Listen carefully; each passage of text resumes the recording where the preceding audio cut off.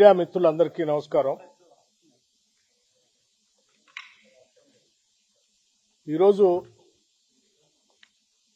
ఒక ప్రధాన వార్తాపత్రిక ఆంధ్రజ్యోతి ఆ ఓనరు బహుశా చైర్మన్ అనుకుంటాను, రాధాకృష్ణ గారు ఆంధ్రజ్యోతిలో తొలి పాలుకొని ఒక పెద్ద వార్త రాశారు.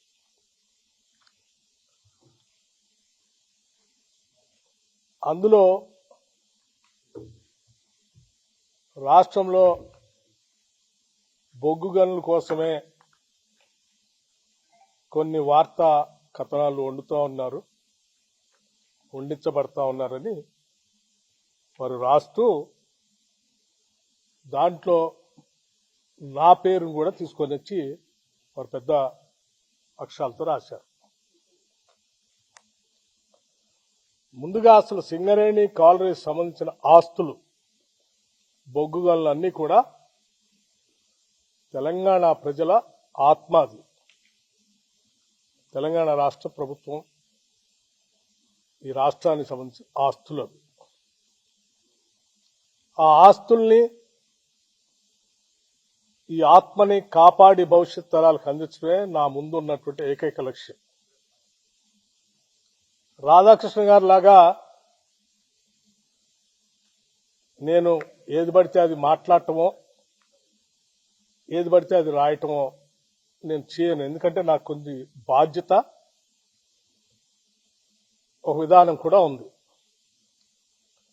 ఎందుకంటే నేను రాజకీయాల్లోకి వచ్చిందే ఒక లక్ష్యం కోసం వచ్చాను.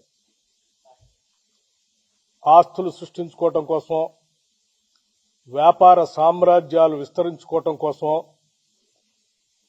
లేకపోతే అధికారాన్ని హోదాగా అనుభవించడం కోసం నేను రాలేదు.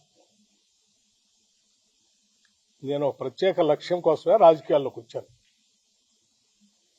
నా లక్ష్యం ఇక్కడ ఉన్నటువంటి ఆస్తుల్ని, వనరుల్ని, వ్యవస్థల్ని అన్నిటినీ కూడా సమాజంలో అన్ని వర్గాలకి సమానంగా పంచటం కోసమే నేను రాజకీయాల్లోకి వచ్చాను. దారి దోపిడిగారులు, లేకపోతే గద్దల్ లాంటి వాళ్ళు సమాజం మీద పడి పీక తింటా ఉంటే వాళ్ళని రక్షించడం కోసం, వాళ్ళ తరఫున మాట్లాడటం కోసం రాజకీయాల్లోకి వచ్చాను.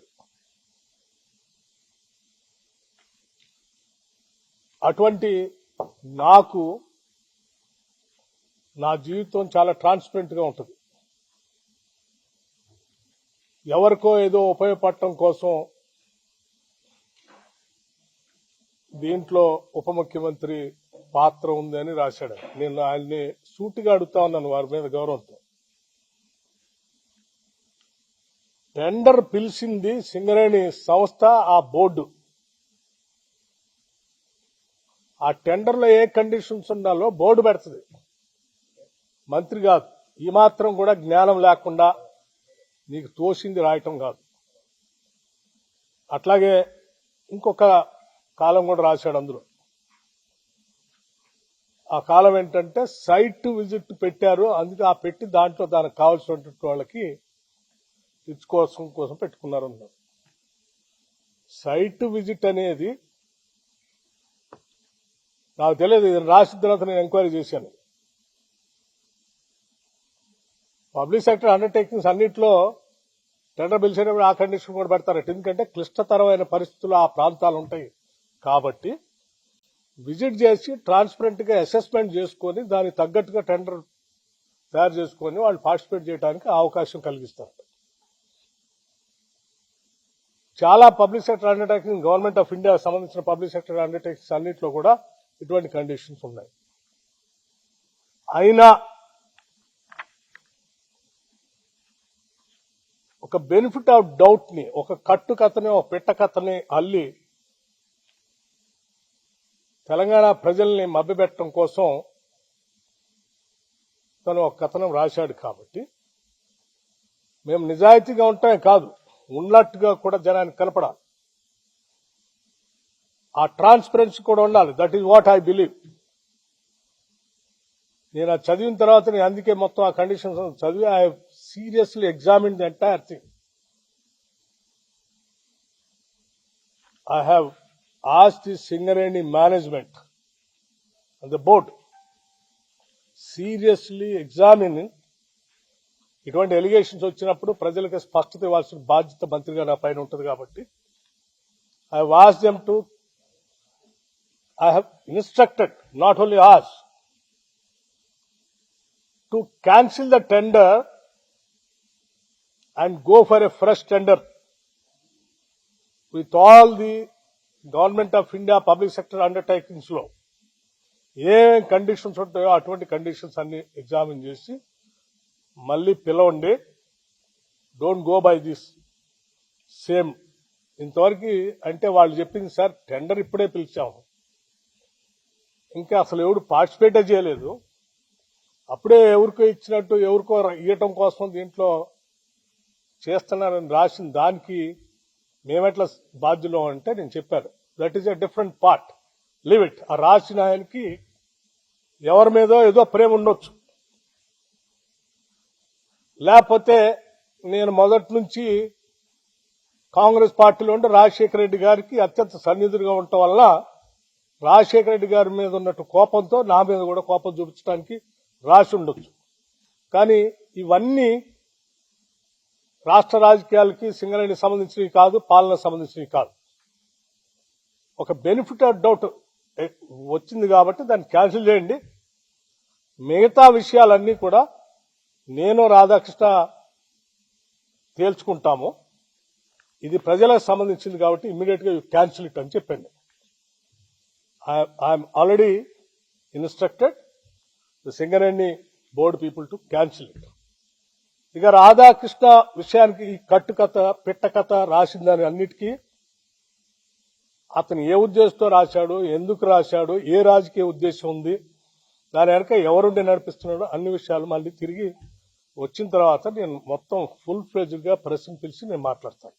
అప్పటి వరకు మాత్రం I just want to make it very clear to the people of Telangana that నేను ఈ బాధ్యతలో ఉన్నంత కాలం ఏ గద్దల్ని, ఏ దోపిడీదారుల్ని, ఏ వ్యవస్థీకృతమైనటువంటి క్రిమినల్స్ ని తెలంగాణ ఆస్తులపైన కానీ తెలంగాణ వ్యవస్థలపైన కానీ నేను పడనేను. I will be keep protecting those things. I will stand for that. Thank you sir. ఇది సింగరేణికి సంబంధించి అందుకే అన్నాను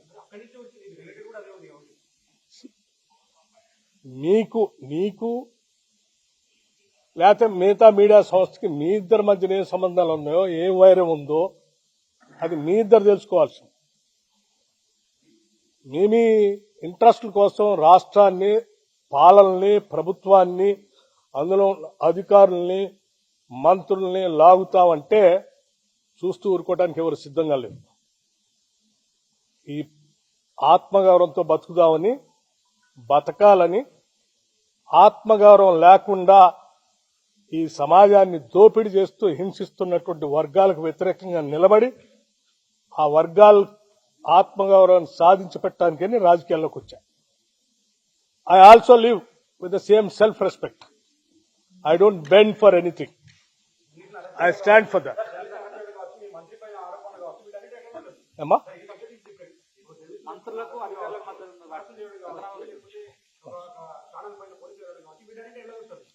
చాలా దురదృష్టం. That's what I'm saying.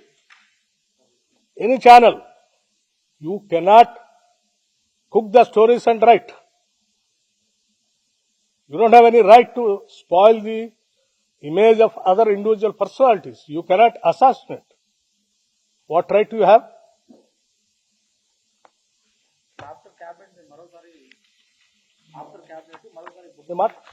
Yes. Now I have to rush to the Khammam and Amma. మా మంత్రులందరూ ఒక్క నిమిషం, మా ముఖ్యమంత్రి గాని మంత్రులు గాని ఈ రాష్ట్ర ప్రజల విస్తృత ప్రయోజనాల కోసం పనిచేస్తా ఉన్నారు. నీ అవసరాల కోసం వీళ్ళ మధ్యలో ఏదో కట్టుకథలు సృష్టించి విభేదాలు సృష్టించడం కోసం ప్రయత్నం చేస్తే నువ్వే విజయం సాధించలేవు. నీ చిల్లర కథనాలకి భయపడేవాళ్ళు ఎవరు లేరు. చెప్తారు అది కూడా అమ్మా. ఎవరన్నది అది? పేరు చెప్పండి. ఎవరన్నది? ఇది ఎవరు రాసింది? ఎస్. మరి ఆయన ఏడ కూర్చొని విన్నాడో, ఏడ చూసి రాశాడో నాకు తెలియదు. అది కూడా అడుగుతాను. Question of my self respect. నేనేం గాలికి రాలేడు దాకా 40 సంవత్సరాలు సభ బయట పోరాటం చేస్తూ ఈ సమాజం కోసం అడ్డంగా నిలబడి పోరాటం చేస్తుంటుంటాడు. నీచ నికృష్టపు దిగజారిపోయి రాజకీయాల కోసం ఇటువంటి కట్టుకథనాలను సృష్టించడం, లేకపోతే వాటిని స్ప్రెడ్ చేయటం చేసే అంత వీక్ క్యారెక్టర్ కాదు Bhatti Vikramarka. Local to global news at your fingertips. మీ చేతిలో ఒక ఆయుధం. Download Raw TV app. Media legend Ravi Prakash is back.